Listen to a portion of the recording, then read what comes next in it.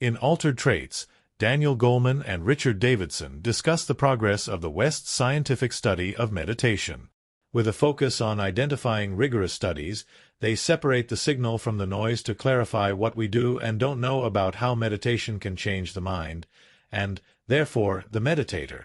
As they put it, meditative practices have long proven difficult to understand and explain. For instance, hucksters and modern businesses seeking to capitalize on the popularity of meditation often overhype its benefits. This difficulty in understanding meditation spills over into research, where it muddies the waters of understanding and casts doubt on the results of academic studies. To address this dilemma, the authors define meditation and clarify why studying it is hard. They then detail the most clearly supported benefits of meditation and argue that the practice has one key effect: it alters traits. In other words, it produces lasting changes to your brain and therefore how you live. Goleman, Focus, Emotional Intelligence, and Davidson, The Emotional Life of Your Brain, are both psychologists, writers, and lifelong meditators who helped pioneer research on meditation in the modern West. Our guide presents their ideas in 3 parts. First, we'll cover what meditation is. Second, we'll explain why rigorous research on meditation is both difficult to conduct and crucial to do properly. Third, we'll discuss what the best studies, so far, say about meditation and how it can change you. Throughout the guide, we'll comment on related research and perspectives, and we'll broaden the author's discussion of traditional Buddhism, Buddhist terminology, and Buddhism in the West. Meditation, definitions, origins, and contemporary manifestations. To start with, we'll cover how the authors define meditation, explain its traditional origins, and discuss what meditation has become in the modern West. Meditation is a field of practice. To begin, the authors make one key clarification. Meditation isn't a single thing, but rather a field of practice. That is, meditation is similar to athletics, in that it refers to a wide variety of techniques and approaches. Different forms of athletics train your body in different ways, just as different forms of meditation train your mind in distinct ways. As the authors explain, this means that the specific kind of meditation you choose corresponds to the results you get. So if you want to research or practice meditation, you need to get precise about what kind you're interested in. Pick a specific kind with means and ends that appeal to you. That way, it'll be much easier to stick with your research or practice because you'll enjoy the effort and the payoffs. For instance, you wouldn't practice bar to get a bodybuilder's physique. In the same way, you wouldn't prioritize loving-kindness meditation, which centers on cultivating compassion, if you want to train your ability to concentrate at will. Meditation isn't wholly about the mind. While the author's analogy that meditation trains the mind in the same way that athletics train the body usefully conveys the diversity of meditation types, it can also be taken too far. For instance, it might lead you to believe that meditation is purely about the mind, which suggests classical Cartesian mind-body dualism, the notion that mind and body are fundamentally separate. This dualism doesn't square with Buddhism. If you believe this dichotomy, you might miss the fact that meditation always involves the body, so it can't be totally separated from your physical experience. For instance, the traditional cross-legged sitting position can be physically demanding, asking you to maintain a straight spine, relaxed shoulders, loose hips, and so on. Concentration practices like one-point focus, which we'll cover below, often portrayed as the quintessential mental meditation, can involve remaining still in such a posture for long periods. As the authors say about their experiences at meditation retreats, this can be very hard on the body. Further, some forms of meditation involve attending to experiences of bodily sensations as well as emotions. Awareness of the body, often referred to as embodiment, improves interoception, or your capacity to sense what's going on inside of you.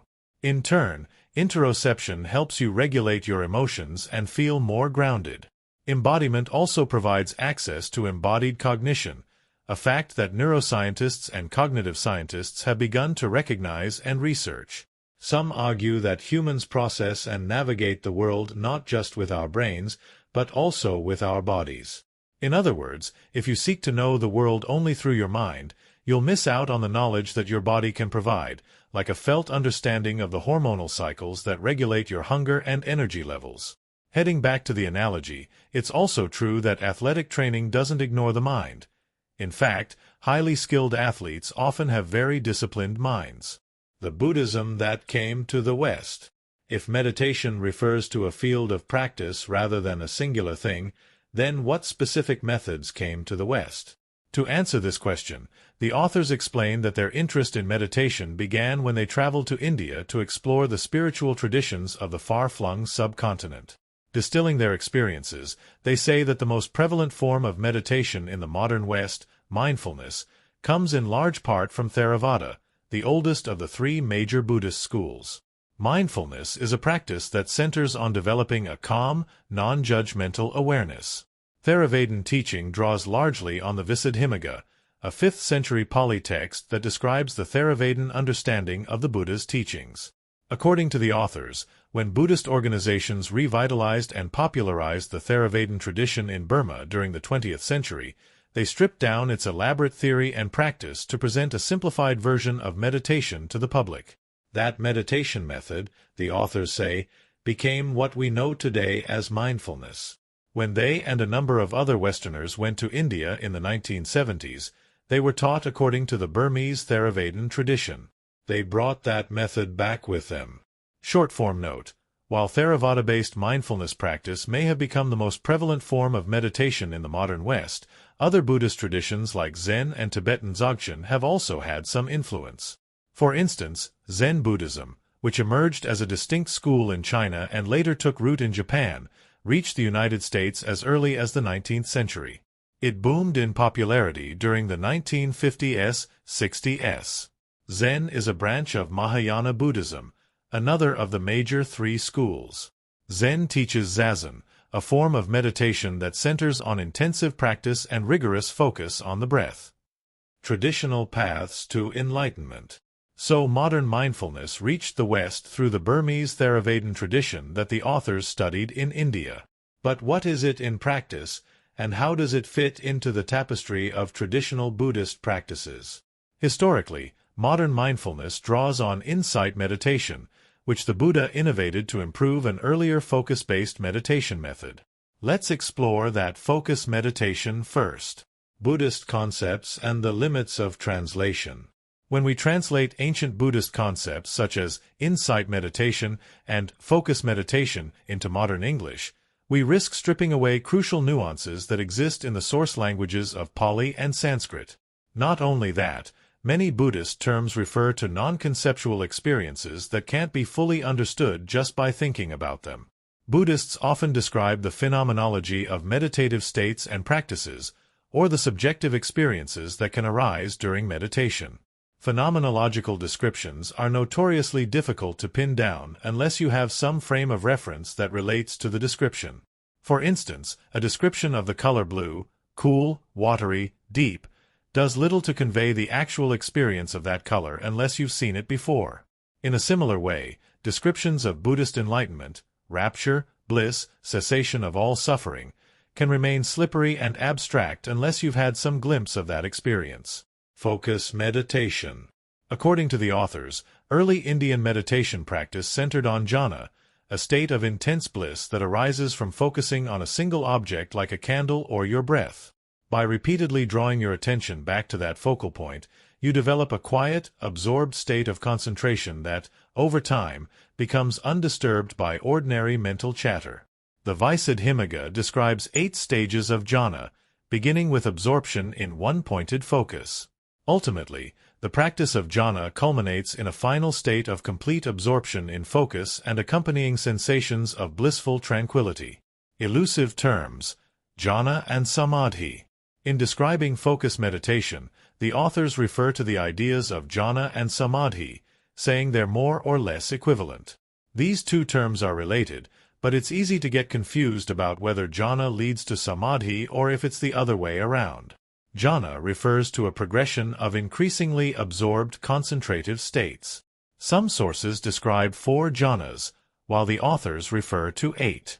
Jhana practice is a primary way to develop right concentration, which the Buddha taught was one milestone along the path to enlightenment. The word jhana was originally used in some Hindu yoga traditions to literally mean meditation. There are traditionally 4 levels of rupa jhana, material absorptions, and 4 levels of arupa jhana, immaterial absorptions. Samadhi refers to a unified state of mind achieved through the jhanas. Samadhi is the goal, and the jhanas are transient states that arise along the way. Note, however, that these are conceptual descriptions of words that ultimately refer to experiences, rather than ideas. If you truly want to grasp jhana and samadhi, your best bet is to practice insight meditation. The Buddha is said to have practiced focus meditation. However, he also realized that one-pointed focus needs the complement of insight. With a strong basis in focus meditation, which trains you to access deep concentration at will, you can also remain mindful, or open, non-reactive, and non-judgmental, to whatever arises in your mind.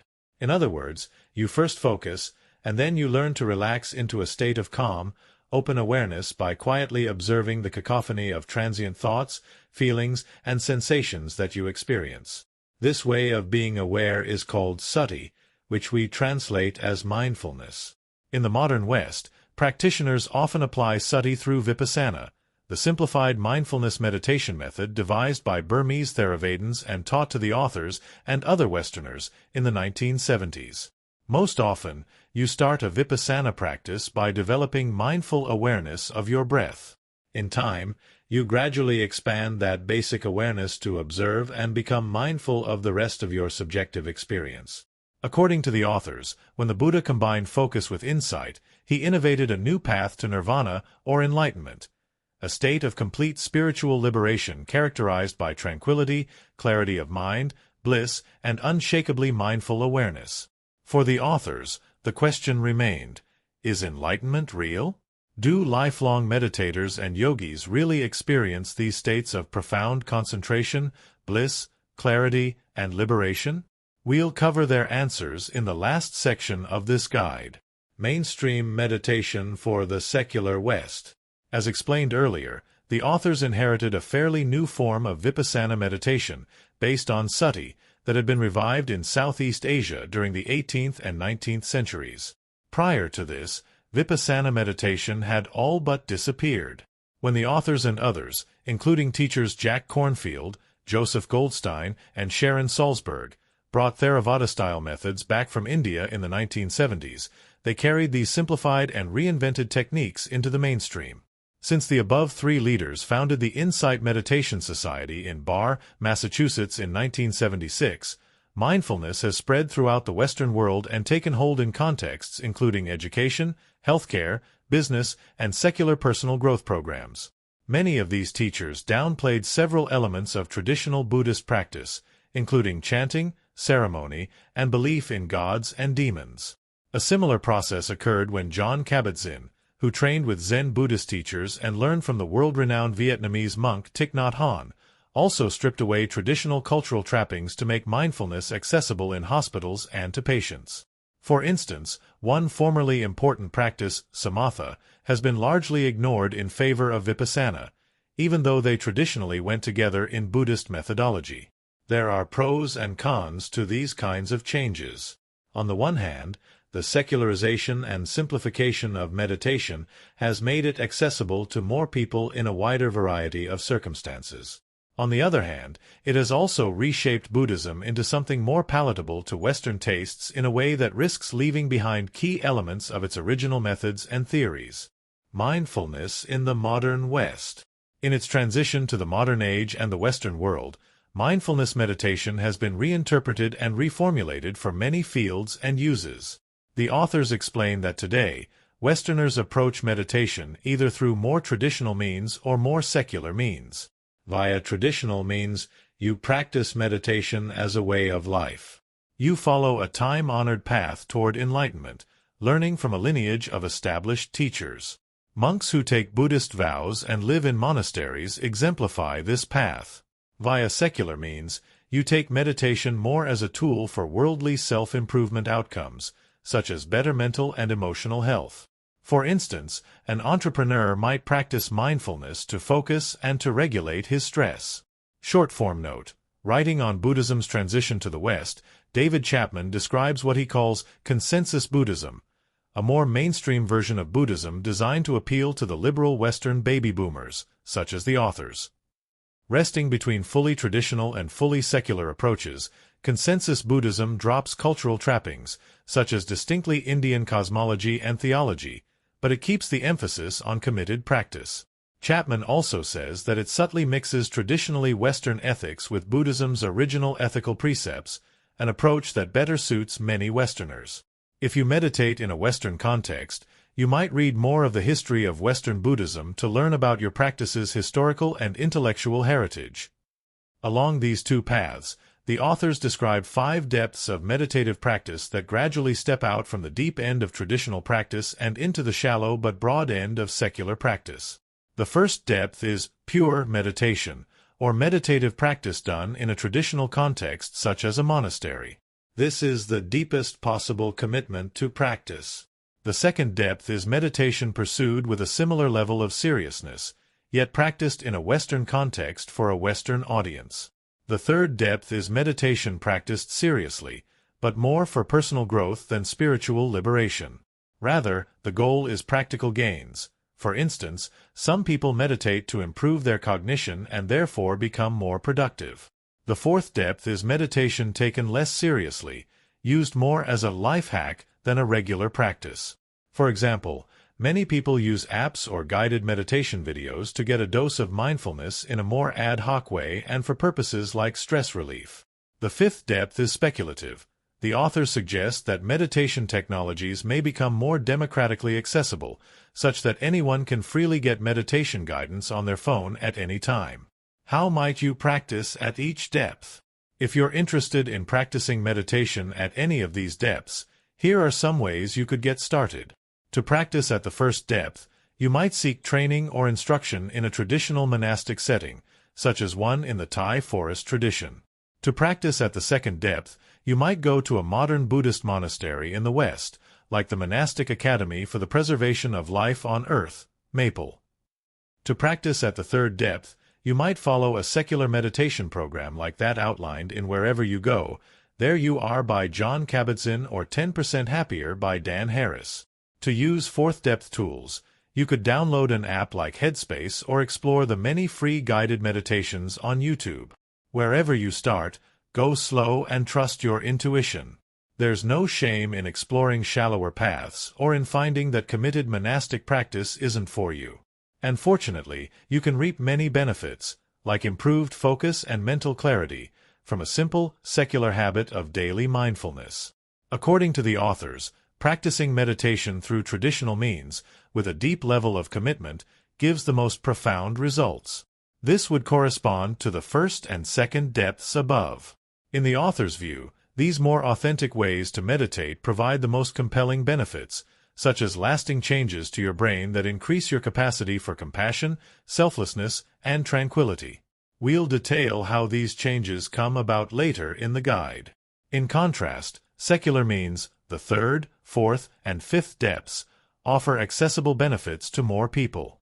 After all, not everyone is able to commit to a monastic lifestyle in a traditional Buddhist setting. However, secular tools often overpromise their benefits. For example, an app won't solve all your mental health challenges, as some marketing might imply, but it might, as the authors say, provide some shallower positive gains.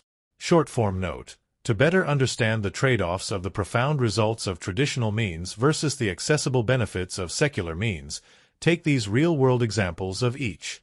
First, traditional monastic settings can be comparatively inaccessible.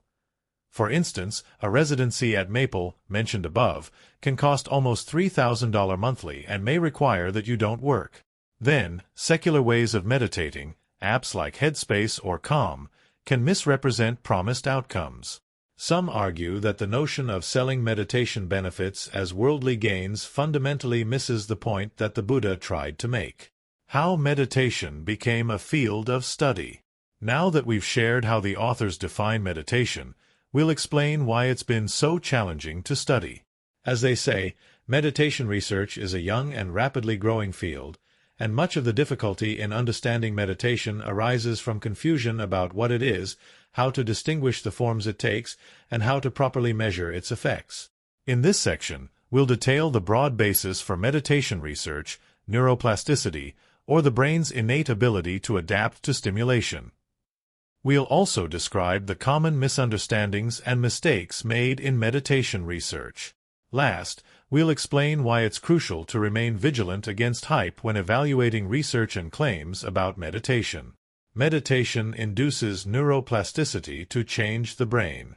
When the authors first pushed to study meditation, the conventional academic perspective was against them.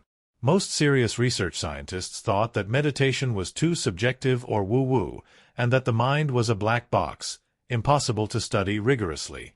Despite this resistance, the authors hypothesized early on that meditation could produce the titular altered traits, lasting changes to people's basic characteristics. Depending on how you meditate, these can include increased stress resilience, emotional intelligence, and cognitive capacities such as attention, focus, and more. Short-form note: the author's use of the term altered traits builds on the conventional way that psychologists use traits to refer to a person's relatively fixed characteristics. The idea that you can alter traits runs in the face of long-standing ideas that we don't and can't change much throughout our lives. While researchers now recognize that traits can be altered, as we'll discuss soon, the fact that this may only happen in response to long-term meditation practice suggests that the traditional theories aren't entirely wrong either. That is, for most people, traits do remain fairly stable throughout life. Early on, the techniques available to measure the effects of meditation weren't effective enough. However, the discovery of neuroplasticity provided a broad, scientifically viable basis for their research. Neuroplasticity is the brain's ability to change in response to some activity or stimulus. For instance, research on rats found that their brain health worsened after they were merely placed closer to unhealthy rats. When it comes to meditation, the discovery of neuroplasticity made it reasonable to claim that meditation could alter the brain. And as it turns out, the authors explain, the mental training of meditation does physically modify the structure, size, and functioning of brain tissue. As a result, traits that relate to those brain changes can shift as well. Short-form note: while neuroplasticity is an exciting and promising discovery, keep in mind that the brain isn't infinitely plastic. As you age, plasticity tends to decline in proportion to how actively you use your brain. Specifically, by stepping outside of your comfort zone and challenging yourself to develop new skills, cognitive capacities, and so on. If you want to stay mentally fit as you age, meditation is a good way to do so. Other plasticity-stimulating activities include learning a second language, learning a musical instrument, or journaling and writing regularly. Mistakes and misconceptions in research. Despite this evidence of the positive effects of meditation, it remains difficult to study. Research on meditation varies in quality, and mistakes and misconceptions can stand in the way of rigorous work. Mistaking the peaks for the path. According to the authors, many researchers mistake the highs that meditation produces, states of deeply absorbed awareness, for instance, for the whole thing. However, they say, these highs are just temporary states that are more akin to an exercise high than a lasting gain in meditative capability. For another analogy, consider weightlifting. When you work out, you get a pump, a temporary increase in the size of your muscles. But these pumps aren't your gains, the lasting increases in the size and function of your muscles. In meditation, the high states are the pumps and the gains are the altered traits. When research focuses on temporary peaks as outcomes, it misses the broader picture of meditation as a long-term process with long-term aims. Short-form note: one reason that some Western researchers may have mistaken meditative highs for lasting gains is that in the West, people tend to focus on goals and outcomes rather than processes, ends rather than means. This may reflect the Protestant ethic that Max Weber argues gave rise to the productivity-oriented culture of the United States. Perhaps because of this cultural bias toward tangible goals, some Western researchers struggle to see meditation as a lifelong practice with many intangible features, like deeply personal realizations reached while sitting, that can't be measured or quantified. Researcher bias. Another issue is researcher bias, wherein the person conducting the study may unconsciously design the experiment, interpret the findings, or otherwise skew outcomes in ways that support their hypothesis. Goleman admits that in doing his own research, he once skewed the results by expecting what he wanted to see and then interpreting the data to fit those hopes. Short-form note. According to Rolf Dobelli in The Art of Thinking Clearly, cognitive biases feature throughout our lives in ways we rarely, if ever, notice. One bias that can affect research is the story bias, in which we tend to prefer satisfying narratives over boring, rational facts. In studies where the data might suggest a pattern, but also might not, this bias could lead a researcher to find meaning where there may be none. Another relevant bias is the self-selection bias, wherein only people who feel comfortable participating in studies tend to do so. For example, the participants in a study could skew toward people who already practice meditation, so the study's results wouldn't reflect how meditation might affect the general population. Misunderstanding mindfulness. Another key mistake arises from the ambiguity surrounding the term mindfulness. Many studies take it as a catch-all term for meditation. According to the authors, it was originally meant as a translation of sati, the path of insight that the Buddha taught. However, it's often incorrectly conflated with vipassana, the practice by which many Western meditators practice sati. Because of the range of studies that have used mindfulness as a general term, it now means a wide variety of things.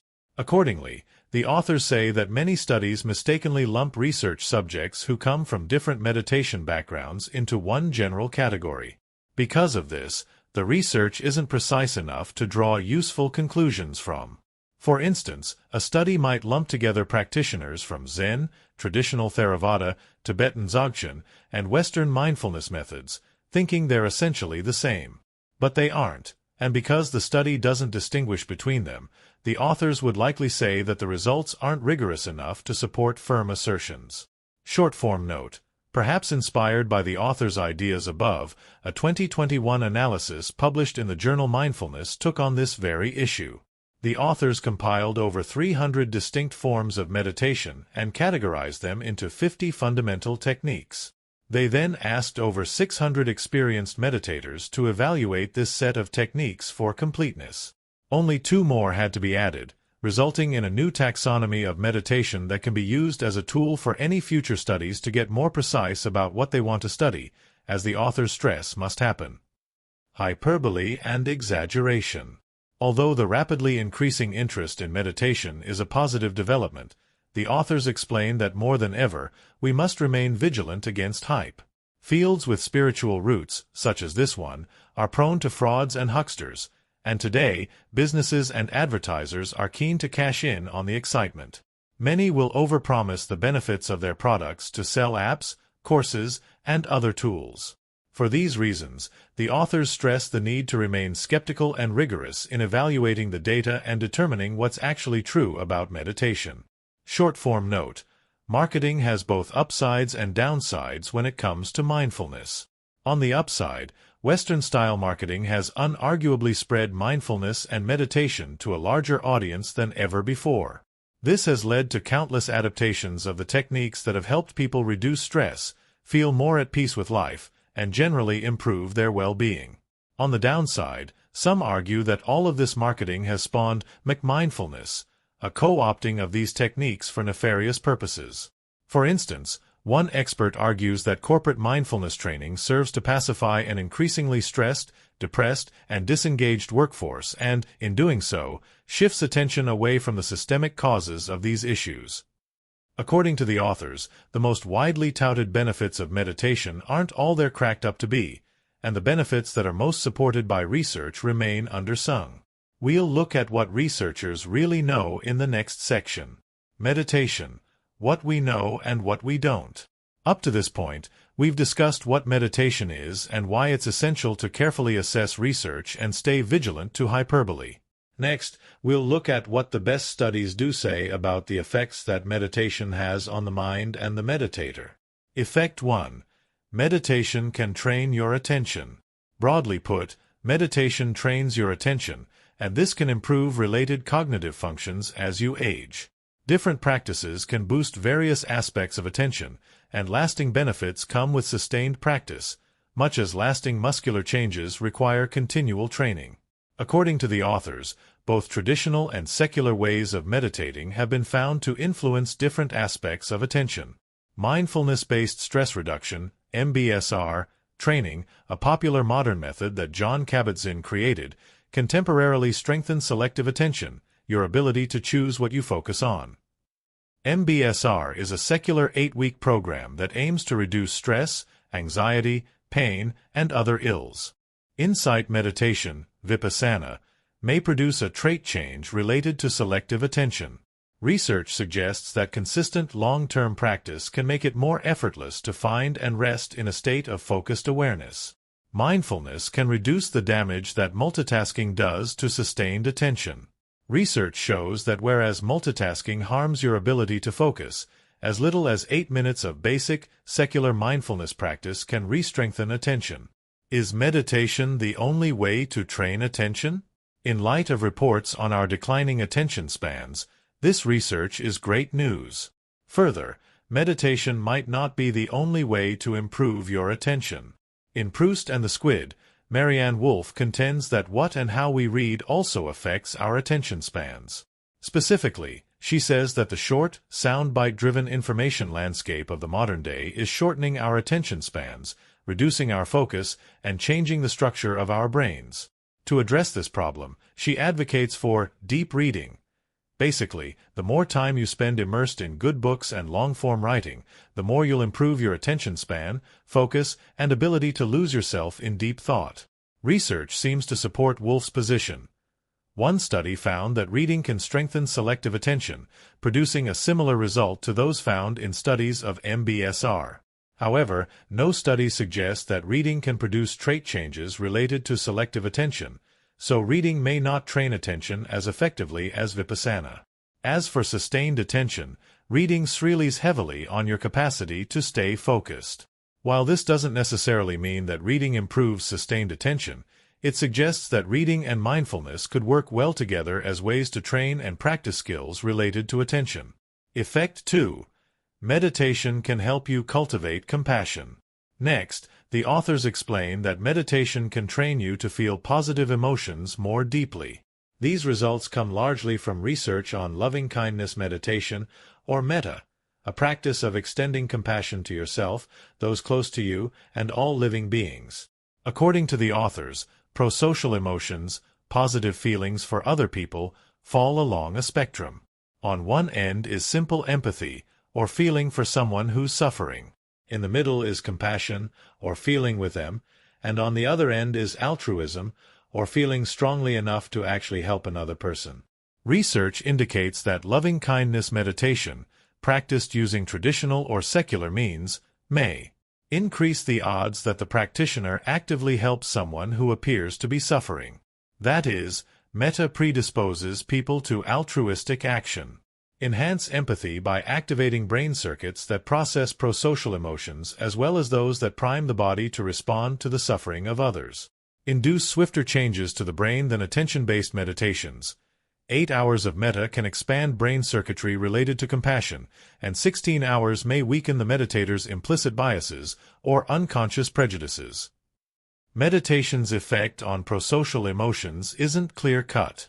In a meta-analysis of studies on meditation and compassion, researchers found that meditation may have a more limited effect on prosocial behaviors than previously thought. They report that prosocial emotions appear only to increase during interventions in which the meditation teacher was also a co-author of the study. Further, they found that current research doesn't support the conclusion that meditation decreases prejudice or aggression. This meta-analysis of studies also demonstrates Goleman and Davidson's points about the need for rigor. On the one hand, it only includes randomized controlled trials, which is a strong positive in their view. On the other hand, it groups together different kinds of meditations under mindfulness, a practice that they critique. Effect 3. Meditation can transform your sense of self. Pivoting away from these tangible benefits, the authors turn to meditation's relationship with your sense of self. Traditional meditative paths aim to release the practitioner's conventional sense of self, the persistent feeling and belief that I am this person, so they can reach nirvana. Emerging neuroscience might explain this goal. Research has begun to discover how the brain constructs your sense of self and how meditation may loosen the circuits that produce it. As the authors explain, your sense of self comes from the brain's default mode network, DMN, or the baseline state of absent-minded thinking and rumination that you experience daily. The DMN comes online when you've nothing in particular to do.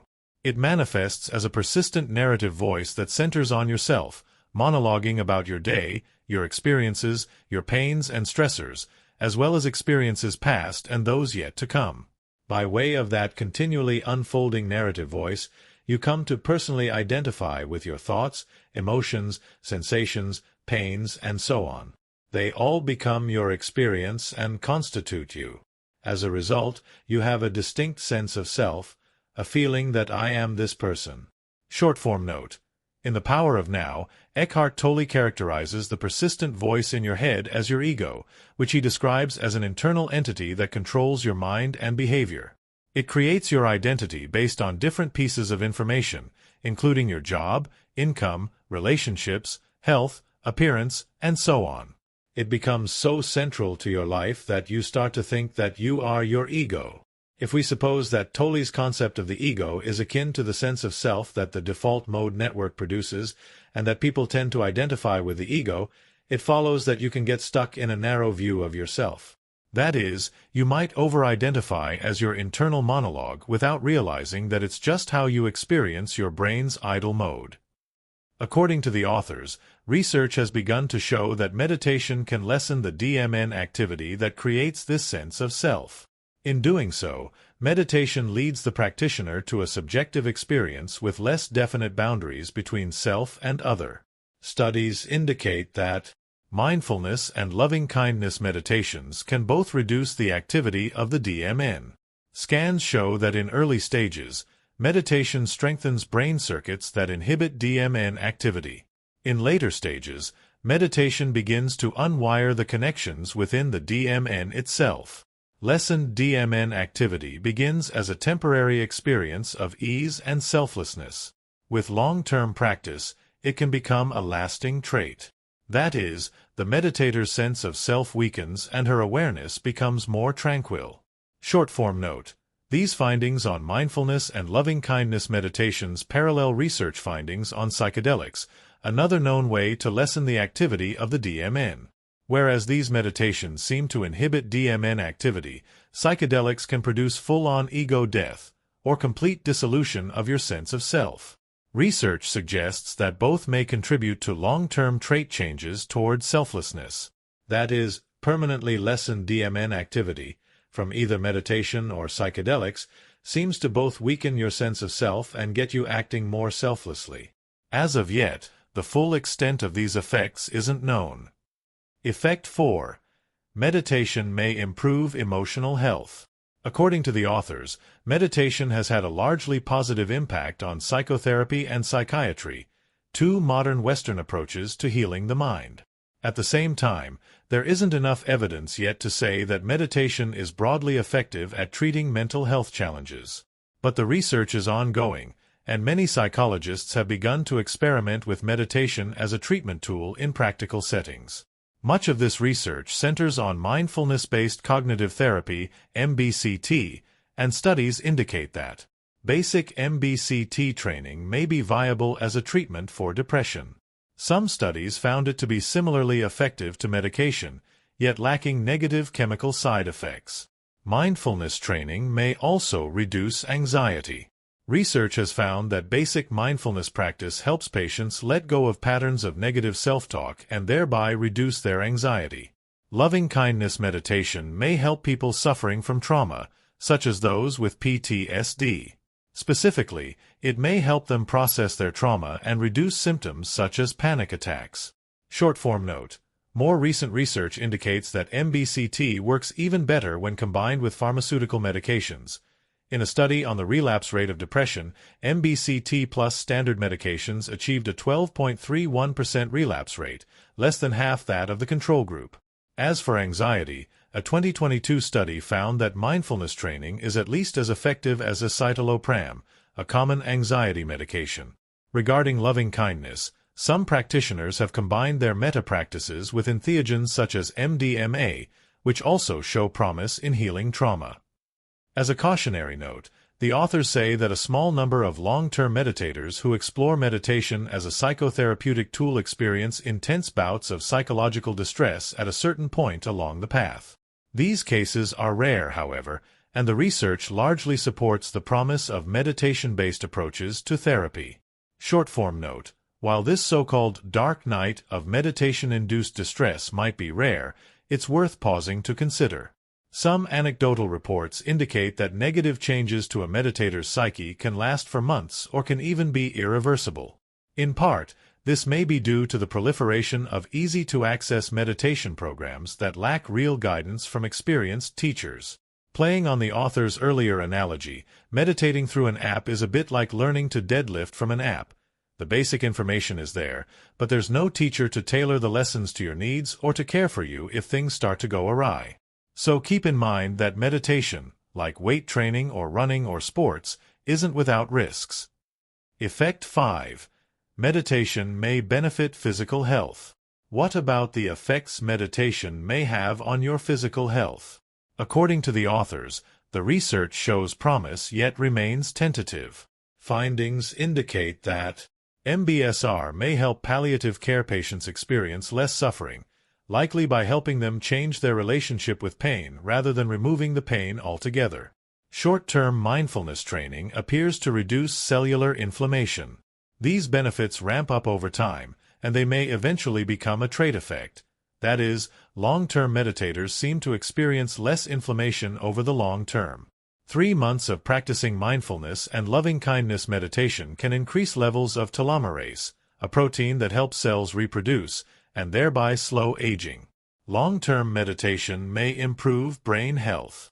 Research shows that meditators often have increased brain volume, though the evidence remains inconclusive. Are tentative findings enough to act on? While it's still early, the research suggests that meditation, especially mindfulness-based practices like MBSR, can provide tangible physical health benefits. How might you apply these in practice? In general, establishing a consistent meditation practice could help optimize your physical health in several key areas. You don't need to be a palliative care patient to change your relationship with suffering. Practicing MBSR could change your experience of pain in general or of the pain caused by illness. The anti-inflammatory effects observed from even short mindfulness training suggest that it could help you address any sort of inflammation. For instance, it could be worth trying if you get headaches or migraines. The findings on increased neural volume in meditators hint at potential benefits to brain and cognitive health. For instance, if meditation can help increase brain volume, it might also slow neurodegenerative conditions like Alzheimer's. As the research continues, these effects and others may find more solid ground. Nonetheless, the existing evidence is compelling enough that anyone interested in improving their overall health and well-being would do well to practice some form of meditation. Traditional meditators experience the deepest effects. Last, the authors discuss the longitudinal research they performed on living masters of meditation. Much of their data comes from studies of the brain of Tibetan yogi Mingyur Rinpoche. Mingyur Rinpoche began meditating at 9 years old and hails from a lineage of teachers and masters of Tibetan Buddhism. Short-form note: Mingyur Rinpoche is also the author of 5 books as well as the head teacher of Turgar, a community that teaches meditation practices to both secular and Buddhist students. Mingyur Rinpoche comes from the Nyingma, or ancient school, lineage of Buddhism that originated in the 8th and 9th centuries when Tibetan kings began inviting Buddhist practitioners and scholars to Tibet. The author's lab studied Mingyur Rinpoche's brain with electroencephalographic (EEG) and functional magnetic resonance imaging (fMRI) technologies.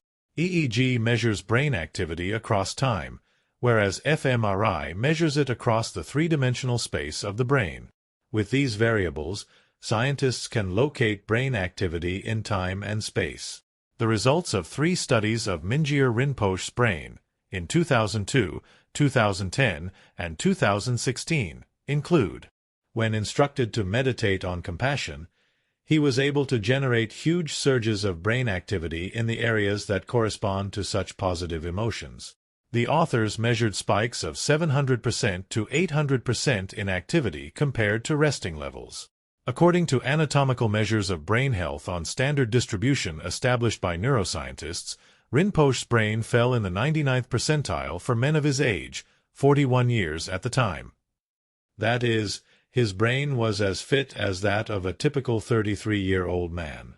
Short-form note: while there doesn't seem to have been any further research conducted on Mingyur Rinpoche since the author's reports in the book, the master continues to advocate widely for the benefits of meditation and the importance of studying it scientifically. He recommends starting with 5 minutes of meditation daily for 30 days, beyond which he suggests you'll feel greater control over your impulses. He also argues that meditation changes the set point of your happiness. A set point is a balance that your body and mind work to maintain, such as your weight, which you can lower by fasting. If meditation is like fasting from impulsivity, it might lower the set point of your happiness so that you need less to feel good. Trait changes in meditation masters. The authors say that data collection and analysis of meditation masters is ongoing. They've worked thus far with 21 meditation masters, yogis with thousands of hours of lifetime practice, and the data are promising. In general, long-term meditation does appear to produce genuine trait effects. The resting states of the brains of these yogis displayed complex, highly developed gamma-wave activity. In other words, initial brain scans suggest that these yogis genuinely do live in states of tranquility, bliss, and presence that characterize nirvana, as Buddhist tradition claims. Short-form note: the gamma-wave scans that the authors describe hint at a potentially valid scientific basis for enlightenment, and in Stealing Fire, Stephen Kotler and Jamie Wheel report similar findings from other studies on Tibetan monks. These monks appeared to have a distinct mix of neurochemicals at play in their brains when in deep meditation. While the neurochemical signature of resting consciousness is a mix of norepinephrine and cortisol, the advanced meditators had higher levels of dopamine, endorphins, and serotonin.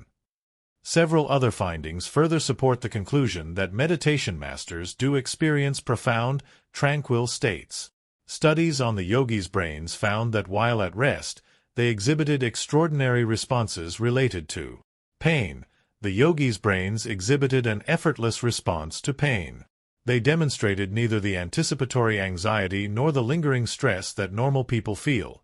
Instead, they appeared to experience pain as it came and to not stress over it at all. Focus: the yogis' brains could effortlessly deploy different functions of attention. They easily switched the objects of their attention, showed sustained attention, and demonstrated deep focus. Compassion: the yogis' brains showed a stronger connection to the nervous system circuitry of their hearts. This connection manifested as an extraordinarily strong neural response that primed the body for altruistic behavior in the face of suffering. All of this suggests that altered traits are real and that the ordinary mode of consciousness that we take as a fixed fact of life isn't set in stone. Lifelong training in meditation, the data suggest, genuinely changes your brain. And in doing so, it can transform your subjective experience of life and reality, the quality of your conscious awareness, and the behaviors that flow from that more enlightened way of being. Altered traits demonstrate how malleable we are. These meditation-induced trait effects reveal that the brain is far more malleable than we once believed. Only decades ago, the view was that many of our traits and behaviors were more or less genetically predetermined and that they solidified in early development. While neuroplasticity was accepted in basic sensory and motor domains, the idea of radically altered traits has seemed far-fetched until recently. Today, these deep transformations exhibited by the yogis give legs to the emerging scientific appreciation for just how open and reprogrammable the brain remains throughout life. Given committed practice, even our most entrenched mental patterns can be changed. This means that if we can establish ways of training these capacities, even at a basic level, in a wider range of people, the potential for human goodness may expand greatly. Put another way, the remarkable brains of these yogis may suggest that human nature can't be understood as simply as people are fundamentally good or bad, but that it's something over which we have a good deal of influence.